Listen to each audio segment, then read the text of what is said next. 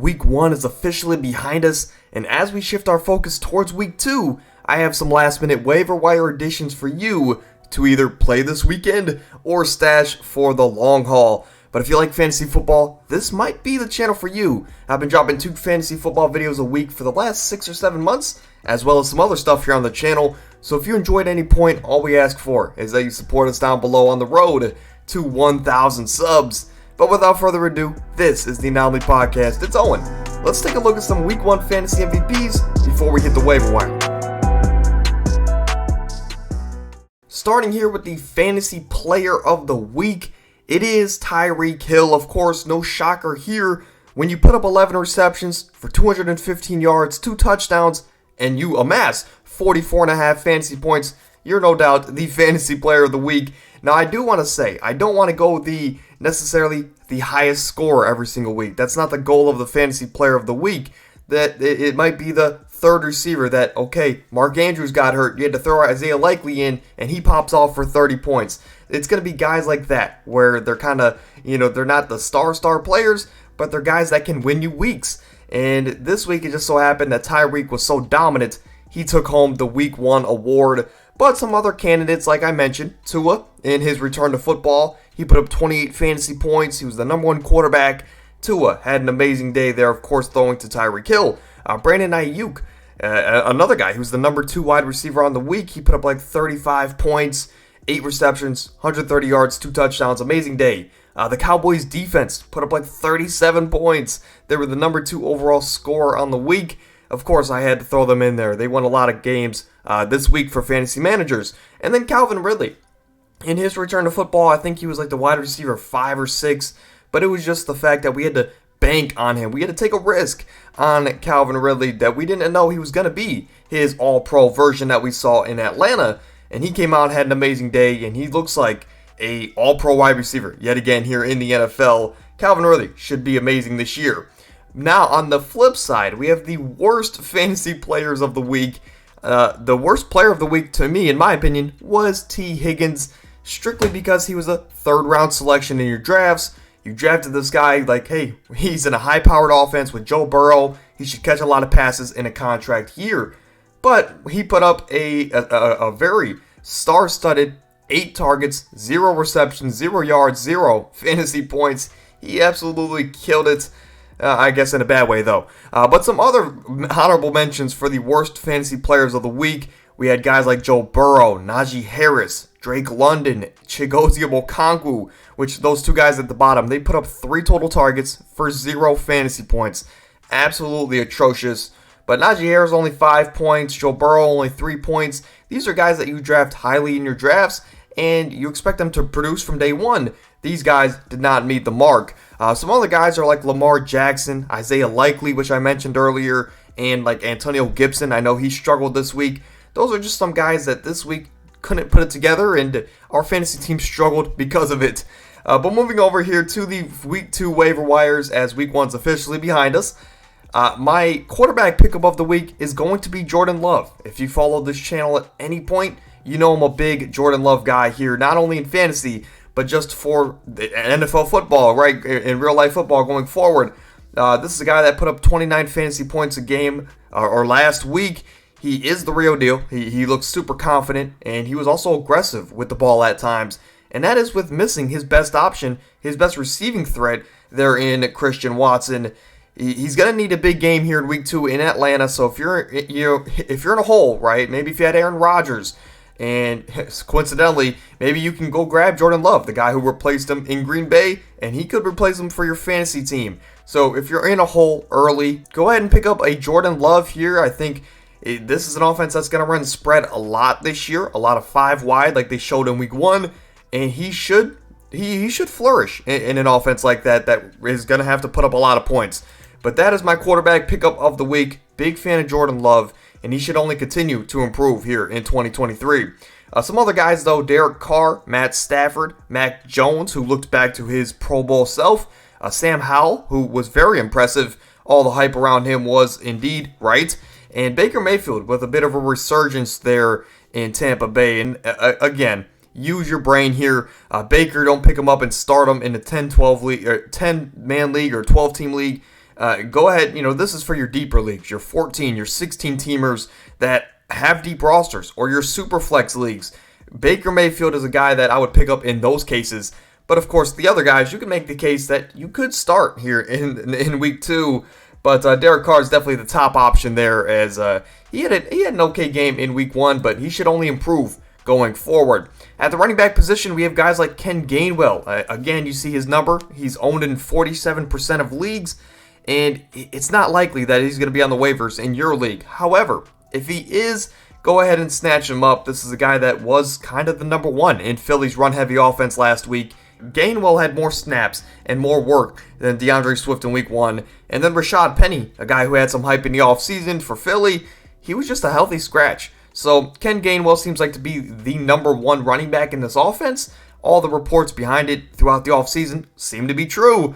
And of course, a number 1 running back in a run-heavy offense, if he's out there, go ahead and grab him. Kyren Williams, a guy that kind of split work with Cam Akers last week. If you're in a bit of a hole there, he's only owned in about 6% of leagues. Go out there and grab a Kyren Williams. Gus Edwards and Justice Hill. It's just a matter of who do you think will be the back there in that Baltimore offense. As Gus Edwards, he has a more of a proven track record as to be the guy in that offense. But Justice Hill had 2 touchdowns last week. So it's kind of like, who do you want to bank on? It's very risky. It's exactly like the Deion Jackson, Evan Hall situation there in Indy. It's 2 backs, very similar. It's just who do you want to bank on in that case? Another guy I want to throw out there just to keep an eye on is a guy like Kareem Hunt. He is owned in actually 11% of leagues. But this is a guy that, with the situation in Baltimore, with JK going down, with Philly still being an option, with Indy still being an option, or Miami, this is a guy that in the coming weeks could get picked up. I don't have any sources, but Kareem Hunt could be picked up here pretty soon. And of course, we know the talent that Kareem Hunt is when he's on the field and not kicking people. Moving over to the wide receiver position, my wide receiver pickup of the week is going to be Kendrick Bourne, receiver, of course, there for the New England Patriots. This is a guy that put up 24 points last week. He's the clear number 1 in this offense. And we saw from last year when they signed him to this year, it has carried over. Kendrick Bourne is Mac Jones' favorite target on the football field. And it looks like he's only going to be more involved moving forward. As last week, of course, he had a touchdown late in that game, so that helped. But he still had a really good game before the touchdown. Kendrick Bourne, his volume seems to be guaranteed moving forward. And he's a good stash play. I think you could play him this week if you have some injuries. But if anything, he's a good stash play to see what happens in the next coming weeks. But some other wide receiver additions. You can go with a Romeo Doubs. He was the number 1 there in Green Bay. How long will Christian Watson be out? That is the question. But for now, Romeo Doubs seems to be the number 1 there in Green Bay. Puka Nacua, receiver there for the Rams. Of course, rookie wide receiver. He had like 10 receptions for 120 yards in week 1. In his rookie debut, I might add. He is owned in only about 7% of leagues, but that number is going to skyrocket. People are going to rush to grab this guy off the waivers. But be careful. I'm not going to say he's a bust, but be careful because in the next couple weeks, the Rams don't have some favorable matchups. They most notably play San Fran next week, and San Fran maybe has the best defensive unit in football. So just limit your expectations of Nacua. If you pick him up this week, maybe pick him up and sit him. But that is pretty much it for Nacua. Just limit your expectations for a guy like that. Darnell Mooney, this is a guy that is owned in 39% of leagues. So very rarely, or very unlikely he'll be on the waivers in your league. But money with 2 O's, was in an offense that just struggled last week. The Chicago Bears offense yet again struggled to put the ball in the air down the field. And if that is the case, Mooney's not worth picking up. But it's just the overall talent you'd be banking on for a guy like Mooney and Fields. They have some connection there. Maybe they can get something going in the near future. But again, no guarantee in an offense that looked as bad as Chicago did this past week. Another guy is Josh Downs, slot receiver, rookie out of UNC there for the Colts. This is a guy that had a pretty good week 1 in his debut. And this is a Colts team that, though they didn't last week, they project to be down a lot in games if their run game can't get going. And if that is the case, they're going to need to throw a lot.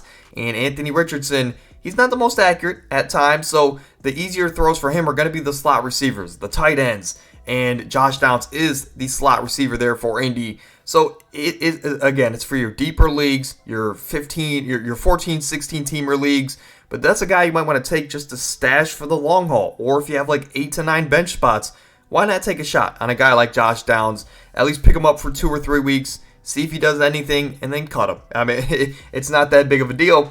And then a guy who had a very big week, the guy who's on the thumbnail, Rashid Shaheed. This is a guy that had a very big catch late in that Tennessee-New Orleans game, and he is owned in about 16% of leagues. I feel like not a lot of guys are talking about Shaheed, but this is the reason. The intrigue for me with Shaheed is that Michael Thomas, sure, he had a really good game last week. I'm happy to see him playing football again. However, he is not the most durable. He's played like 4 games in the last couple of years combined. So given that he's not the most durable, I think taking a flyer on Shaheed to stash away on your bench, that let's say after a month of football, Michael Thomas is still healthy and Shaheed's not doing much, you can cut him. But Shaheed, if you grab him now, in 2 or 3 weeks, if Michael Thomas does go down to an injury, hopefully not, then you have the number 2 wide receiver in an offense that does pass the ball a decent amount. So that is just the intrigue there with Shaheed. Really big game last week, some really big catches, and if Derek Carr trusts him enough, he might be a fantasy relevant wide receiver. And then my tight end pickup of the week is going to be Hayden Hurst. This is a guy that over the offseason I've had as a top 15 tight end. At one point I think he was a top 13 tight end for me. And it's simply for the fact that they have a young quarterback. The young quarterbacks love to get the ball out quick and efficiently. The best way to do that is to your tight end and running back. Hayden Hurst, of course, is the tight end for the Carolina Panthers. And as you see here highlighted, he's the safety blanket in this offense. He's the safety blanket for Bryce Young, and he's only owned in about 11% of leagues. This is a guy that put up around 15 fantasy points last week in week 1. Again, it's only week 1. But I can see the scenario playing out where he's a consistent 12 to 15 point guy every single week. And like I stated in the offseason, this is a guy that I believe has a chance to finish as a top 10 tight end here in the NFL, or in fantasy football rather. So Hayden Hurst, to me, in my opinion, very underrated. I've been high on him since we started doing fantasy rankings here on the channel. But he is my tight end pickup of the week. Moving over to the other options at the tight end position, if he is off the waivers, you have guys like Isaiah Likely. This is a guy that is owned in 33% of leagues. A lot of that came from last week. I can imagine he's going to be going down because of how much he was dropped after that poor performance. But this is only if Mark Andrews is going to be out yet again. And this is just for the sole fact that, okay, he knows he's going to be the starter. They have a full week to prep with him as the starter over just a late game scratch from Mark Andrews. So if Likely is going to be the starter and they know that for an entire week, maybe he gets a little bit more involved, especially after the injury to J.K. Dobbins. Luke Musgrave is a guy that showed a lot of promise. I might go grab him in every single league that I'm in. Green Bay starting tight end there for Jordan Love. He's only owned in about 20% of leagues. Go out there and grab a Luke Musgrave if, maybe you have Kelsey and, with the injury he has, go out there and grab a Musgrave to start for a couple weeks, and he could just be your backup option for the entire season. Or if you're in a case like mine where I drafted Chigozie Okonkwo in a league or two and he just doesn't look the greatest, grab Musgrave and he could play some good weeks for you. Hunter Henry seems to be the favorable red zone target there for Mac Jones. Of course, that puts up a lot of points. He had a good week last week. Jake Ferguson, a lot of you guys like that take last week, but he's the starting tight end for Dallas. Dak Prescott produces tight end ones, and Jake Ferguson didn't have the greatest week 1, but again, that wasn't much of a game as it was 40-0, dominated by the Dallas defense. So Jake Ferguson didn't get much of a chance to do anything in that game, if that makes any sense. And then to close off the list, we have Logan Thomas. For fun fact there, he's a former quarterback there in college, transferred to the tight end position, but he plays for Washington. They're starting tight end for Sam Howell. You guys know what I like to say about these young quarterbacks, the tight ends and the running backs you want to target in PPR leagues. But Logan Thomas had a pretty good week last week. He's only owned in 2% of leagues. And for your deeper leagues, if you're in a 12, 14, 16 teamer, or even 20 teamer, go out there and grab a Logan Thomas. He could be a solid backup for you. Maybe a spot start option depending on the matchup. But that is going to do it for today's video. We'll see you guys tomorrow for the Week 2 NFL predictions, which should be tons of fun. And then we'll see you guys Friday for some difficult start and sit decisions. So again, if you enjoyed this video at all or at any point, or if you found anything useful for you in your fantasy hunt for a championship, go ahead and support us down below. We're on the road to 1,000 subs. We drop consistent content every single week, 1 o'clock, 4 videos a week. If you like sports content, this is going to be the channel for you. So if you guys enjoyed at any point, please support us down below. And without further ado, I'm going to get you guys out of here. I'll see you guys tomorrow for that Week 2 predictions. Until then, stay happy, stay healthy. We're out.